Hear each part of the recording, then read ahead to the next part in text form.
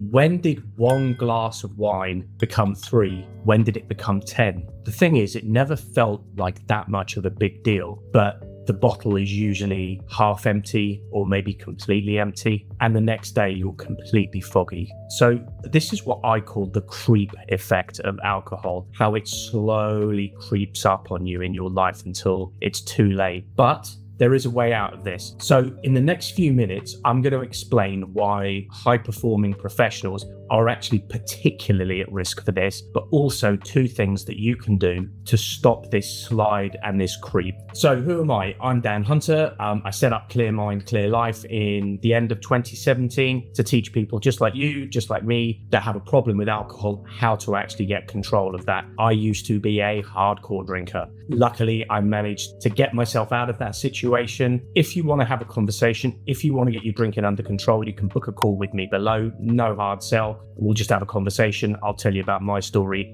You can tell me about yours if you think I can help you.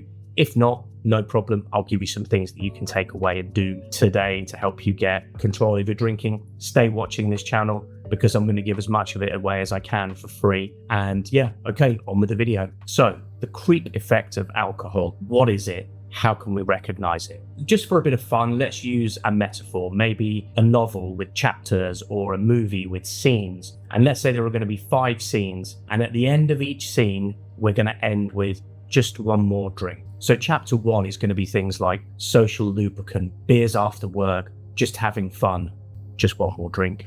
Chapter 2 is going to be pressure valve. So that's going to be client dinners, maybe just a drink to unwind. Then just one more drink. Chapter 3 is going to be the stress shield. So this is working late into the night, emails, whiskey by the keyboard, just got to get this done. And chapter 4 is going to be celebration or consolation. So you got that deal, we're going to celebrate. The deal fell through, we're going to commiserate. Tuesday was rough, just one more drink. And by chapter 5, the habit isn't occasional, it's just how you do things. And to quote the amazing movie Top Gun, your ego is now writing checks that your body can't cash. So now that we know what it is, you as a high achiever, why are you much more susceptible to this than someone else? Well, the thing is, you're already juggling 1,000 things. Maybe you've got payroll to worry about, you've got clients, you've got kids, you've got a mortgage, you've got a car. Like you're spinning these plates like the magician that's going from one to the other, making sure that nothing falls. And also when you're out, you have to be charming, you have to be on all the time. All of this becomes very, very stressful. And it can really weigh on you, especially over a period of years. It can really start to kind of soak into you a bit, if you pardon the pun. Also, the thing is, you're likely the boss. The thing is, there's nobody there to put checks and balances on you. And once you kind of cross that threshold, then you can find yourself in a world of pain. For me personally, I didn't necessarily have one of these kind of rock bottom moments. It was a bit more like rock mediocrity, if you like. For me, it was much more a kind of slow, gradual slip. And then all of a sudden it was just clunk off the edge of a cliff. So if you're finding yourself in this situation, there's a 2-step reset that you can actually implement. It's super easy to do, it's free, and you can do it now. The first thing that I recommend is keeping a notepad with you or like a notes app on your phone. And as your day goes along, what we're looking for are trigger moments. So it'll be moments when maybe you're super stressed and alcohol crosses your mind and you think, oh man, I need a drink. Whatever that feeling is for you. And what we're looking for are triggers. So what I want you to do is on a scale of 1 to 5, with 1 being no danger and 5 being extreme danger, which of those triggers is most powerful for you? Maybe it's the kids, maybe your partner is annoying you, particularly today. It could be anything. So once you get those written down over a couple of weeks, I recommend doing it for a month. Once you get them written down, you've got some data to work with. You can actually look at what your triggers are and how to kind of unpick those a bit. And step 2 of this is the accountability step, if you like. We're not going to be bullshitting ourselves. And once you have all of this data that we did in the previous step, we are able to be accountable to ourselves, to other people. We know what's happening because the data doesn't lie. So once we have that data and you've written it down, there's nowhere to hide from it, and you have to be accountable to it. Before we move on, another phenomenon that I've noticed is, I was guilty of this as well, and so many other people do it. I thought I was kind of alone until I set this program up, but everybody's got an excuse for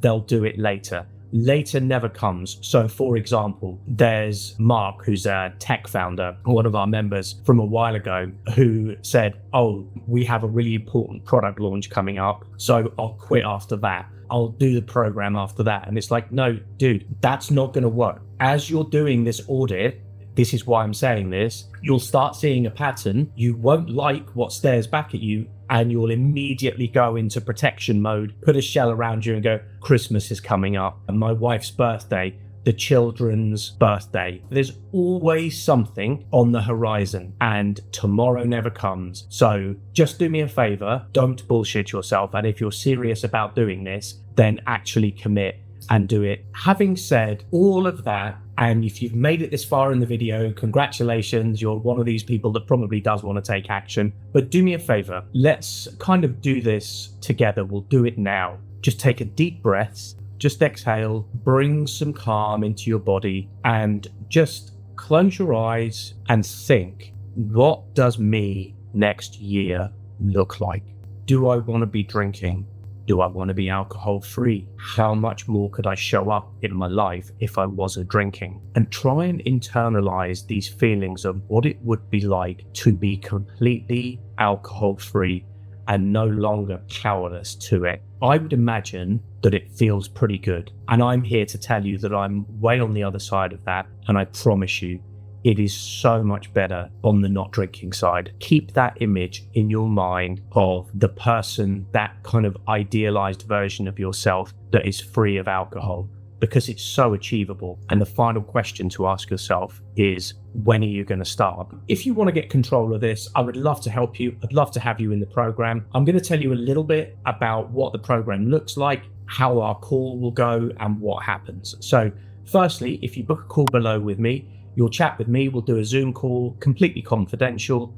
You can tell me about your situation, I'll tell you about mine, I'll tell you what the program consists of, pricing, all of that sort of thing. It's a lifetime membership because I find that other people, as they come in, they need help. And when you're free of alcohol, you'll be there to help them and say, hey, come on, we can do this. Dan helped me, now I can help you, and we can all pay it forward a bit. So once you join the program, we have a weekly Zoom call where we all get together, we talk about our week, how we've done, what we want to get out of life. There will also be a topic and a theme that I will come to the meetings with, and we can discuss these in depth and how they fit into our lives and how they will help you move forward. Generally, these topics are things that I have found difficult, or maybe people in the group have found difficult, and we're able to sort of talk through them so that other members don't feel like they're alone and know how to tackle these things as they come up. There is also a 6-week sprint course within the program as well. So this is a course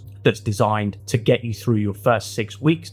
There'll be coaching with me. We also have a private community and we do meetups and things like that. So they're in different parts of the world, that they might be in the UK, they might be in the US, they may even be in Dubai or places like that. So it depends who wants to come along, because we have these kind of masterminds and these meetups where we all get together. Now, something else that we do, this is not for everybody, but we recently worked with a very famous comedian who quit alcohol completely, and they didn't want their name or their face being out there. So they didn't want to attend group sessions because they're instantly recognizable. And what they wanted was a more private, personalized service. So we've also done this for S&P 500 CEOs, CFOs, very sort of high profile people that don't want to be out into the sphere that they have a drinking problem, which, you know, is fair enough. So we also offer a very sort of private one-to-one with me. That's everything for today. Thank you for watching. If it's of interest, book a call with me below. If not, keep watching these videos, like, subscribe, comment. I want to hear all about what's going on with you. So do drop me a comment. I read them all and will reply to them all as well. All right. Thank you. Until next time, I'll see you in the next one.